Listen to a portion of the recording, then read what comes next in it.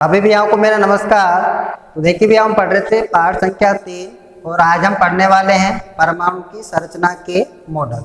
तो सबसे पहले हम बात करते हैं वह है आपका थॉमसन का परमाणु मॉडल। तो थॉमसन ने परमाणु की संरचना से संबंधित क्या एक मॉडल प्रस्तुत किया और इसे क्या है जो ये मॉडल था ये क्रिसमस केक की तरह था। तो इन्होंने बताया कि परमाणु क्या है, एक धन आवेशित गोला होता है जिसमें इलेक्ट्रॉन जो होते हैं वो क्रिसमस केक में लगे हुए सूखे मेवों की तरह होते हैं। और इस मॉडल को इन्होंने क्या नाम दिया, प्लम पुडिंग। तो इसका नाम दिया गया था प्लम पुडिंग मॉडल। तो इसके अनुसार देखिए जो परमाणु हो क्या होता है, धनावेशित गोला होता है।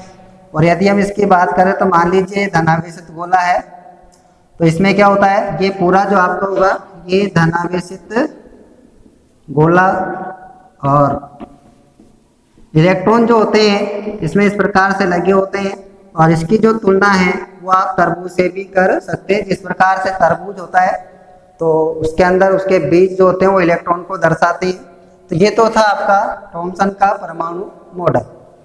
थॉमसन के बाद में देखिए दूसरा जो परमाणु प्रतिरूप था वो दिया किसने, रदरफोर्ड ने। तो रदरफोर्ड ने अपने परमाणु प्रतिरूप को श्रवण पत्र प्रयोग के आधार पर दिया था।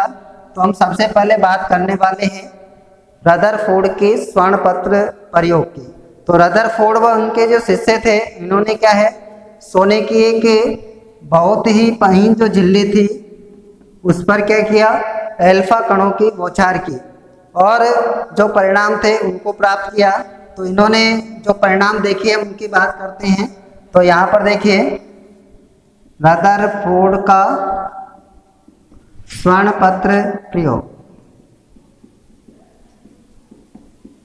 तो यहाँ पर इन्हें जो प्रेक्षण प्राप्त हुए तो इसके प्रेक्षणों की बात करें तो यहाँ पर देखिए हम बढ़ते हैं सबसे पहले प्रेक्षण।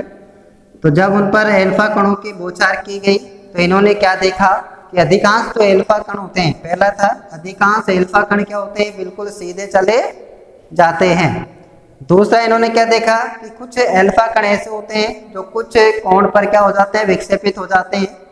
और लगभग 12,000 में से एक कण ऐसा होता है जो उसी मार्ग यानी 180 डिग्री पर वापस लौट आता है। तो ये तो थे इसके प्रेक्षण। तो 3 प्रेक्षण थे जिनको आप बता सकते हैं। अब हम बात करते हैं इसके निष्कर्ष की। तो अपने इस प्रेक्षण के आधार पर देखिए इन्होंने कुछ निष्कर्ष निकाले। तो ये क्या निष्कर्ष थे, सबसे पहला है इन्होंने बताया कि परमाणु जो होता है उसका जो भीतर का अधिकांश जो भाग होता है वो खाली होता है क्योंकि जो अधिकांश एल्फा कण है वो सीधे चले जाते हैं। दूसरा इन्होंने क्या देखा, दूसरा कि जो बहुत ही कम जो एल्फा कण जो होते हैं वो क्या होते हैं, कुछ कोण से विक्षेपित होते हैं, यानी कि जो इसका धन आवेशित भाग होता है वो क्या होता है, कम होता है। और तीसरा प्रेक्षण इन्होंने जो निष्कर्ष था इन्होंने क्या निकाला कि बहुत ही यानी कि एक से भी कम यानी बहुत कम संख्या में जो है वो एल्फा कण जो होते हैं वो क्या है, विक्षेपित होते हैं और वापस लौटते हैं।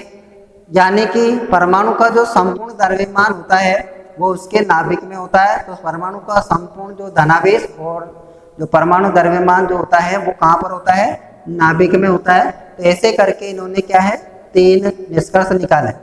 अब इन प्रयोगों के आधार पर देखिए इन परीक्षण व निष्कर्ष जो थे तो इस निष्कर्ष के आधार पर इन्होंने अपना प्रतिरूप दिया। तो अब हम बात करते हैं रदरफोर्ड का परमाणु प्रतिरूप, रदरफोर्ड के परमाणु प्रतिरूप की। तो रदरफोर्ड ने अपने स्वर्ण पत्र प्रयोग के आधार पर अपना परमाणु प्रतिरूप प्रस्तुत किया और इसके जो बिंदु है वो निम्न है। सबसे पहला है परमाणु का जो केंद्र होता है वो देखिए धनावेशित होता है जिसे क्या कहा जाता है, नाभिक कहते हैं। दूसरा बिंदु इन्होंने बताया कि इलेक्ट्रॉन जो होते हैं वो नाभिक के चारों ओर है, वृत्ताकार मार्ग में चक्कर लगाते हैं।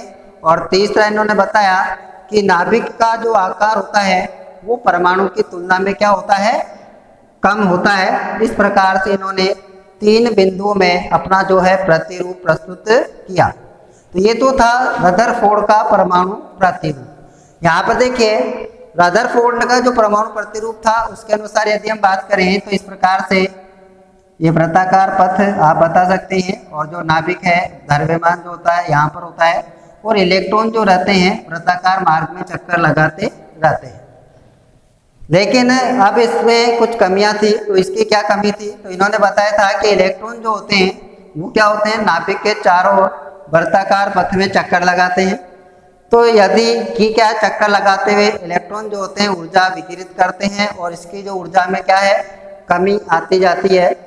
तो कमी अगर होती जाएगी तो अंत में जो ये इलेक्ट्रॉन होता है वो क्या होगा, नाभिक में गिर जाना चाहिए। यदि आप देखिए मान लीजिए तो इसको क्या है, इस प्रकार से कमी होती जाएगी, ये अंत में नाभिक में गिर जाना चाहिए, परंतु ऐसा नहीं होता है और इसकी व्याख्या रदरफोर्ड नहीं कर सके। तो ये जो परमाणु प्रतिरूप था वो अमान्य हुआ। फिर उसके बाद में नील्स बोर ने अपना परमाणु प्रतिरूप दिया, जिसे आप बोर का परमाणु प्रतिरूप भी कहते हैं। तो नील्स बोर ने रदरफोर्ड की कमियों को दूर करते हुए अपना परमाणु प्रतिरूप दिया। तो अब हम बात करते देखिए नील्स बोर का परमाणु प्रतिरूप।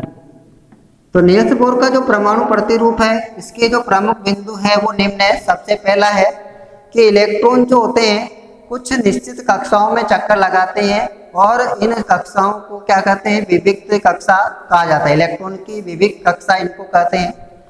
दूसरा जो है इन्होंने बताया कि जब इलेक्ट्रॉन एक विविक्त कक्षा में चक्कर लगाता है तो क्या होता है कि उसकी ऊर्जा जो होती है वो विकिरित नहीं होती, यानी ऊर्जा का विकिरण नहीं होता है। तीसरी बात इन्होंने बताई कि इलेक्ट्रॉन जो है जिन कक्षाओं में चक्कर लगाते हैं उन्हें क्या कहते हैं, ऊर्जा कोश या ऊर्जा स्तर कहते हैं, और इन्हें KLMN या 1 2 3 4 से इनको दर्शाया जाता है। तो अब बात करें देखिए तो नील्स बोर का जो परमाणु प्रतिरूप था इस प्रकार से था कि जो है यहाँ पर देखिए केंद्र में नाभिक होता है, और इलेक्ट्रॉन जो होते हैं इस प्रकार से यहाँ पे नाभिक के चारों ओर क्या होते हैं, ये वृत्ताकार कक्ष होते हैं जिन्हें हम क्या कहते हैं, ऊर्जा स्तर कहते हैं, और ये होते हैं KLMN। तो इनकी जो कोषों की संख्या है वो इलेक्ट्रॉन की संख्या पर निर्भर करती है, तो जितने भी है उस प्रकार से होंगे। तो ये 4 कोष होते हैं, इन्हें क्या कहते हैं, तो ये तो आपको होता है देखिए नाभिक, और ये आपका हो गया ऊर्जा स्तर, इनको हम क्या कहते हैं, ऊर्जा स्तर कहते हैं। ये 4 होते हैं, तो किसी में कम भी हो सकते हैं, तो या इस प्रकार से आप बता सकते हैं, ये आपका नाभिक कहलाएगा। तो ये था नील्स बोर का परमाणु प्रतिरूप।